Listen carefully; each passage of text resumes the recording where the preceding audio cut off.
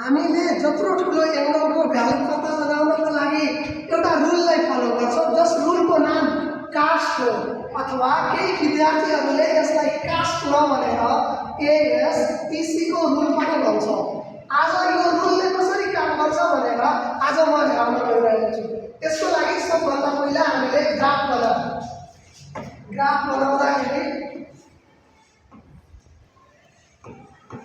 ग्राफमा दुईटा axis x axis र y axis लियौं।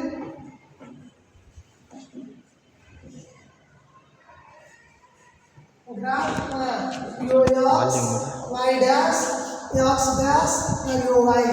अब हामीले यही ग्राफमाथि यो सेन्टरलाई ओरिजिनलाई सेन्टर मानेर एउटा सर्कल ड्रा गरौँ।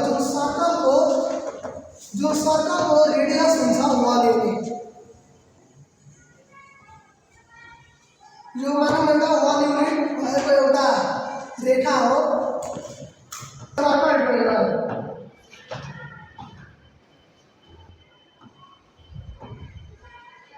हेर्नु त यहाँ एउटा सर्कल ड्रा भएको छ जुन सर्कलको रेडियस चाहिँ 1 युनिट रहेको छ।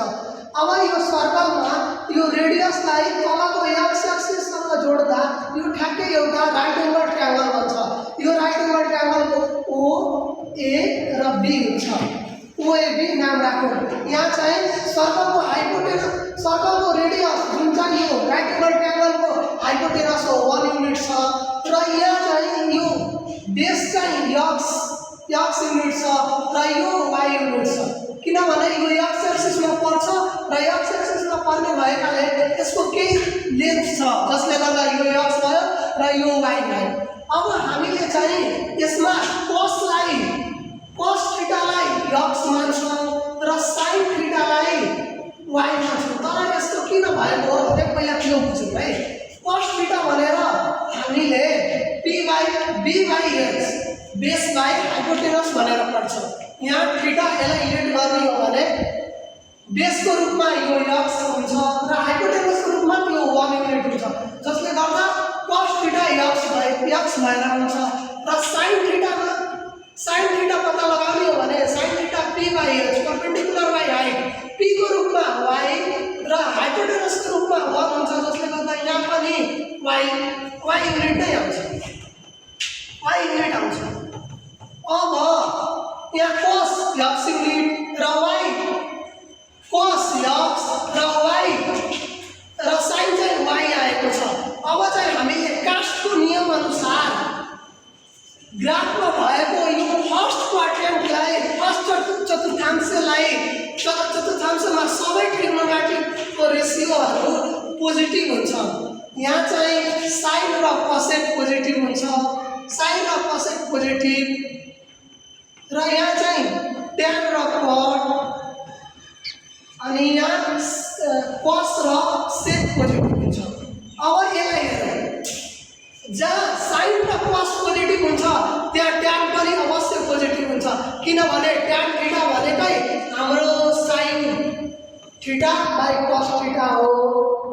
tan थीटा भनेकै sin theta by cos theta हो जसले गर्दा यहाँ तीनटै रेशियोहरु पोजिटिभ हुने भयो र यसको रेसिप्रोकल पनि आफै पोजिटिभ हुन्छ।